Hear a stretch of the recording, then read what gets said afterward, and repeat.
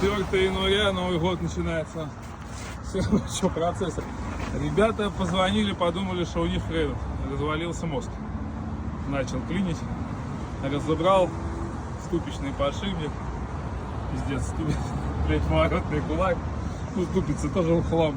Бортовая, блядь. Причем самое интересное, крышка бортовой не сломалась. Обычно как-то ломает его. А тут не, нифига. Ну, может, подшипник не дал. Ну, так что так, сейчас все под замену. Чуть попали, даже не знаю, чуть дешевле. Мост собрать, передрать. Или вот эту всю хрень купить, сделать, да.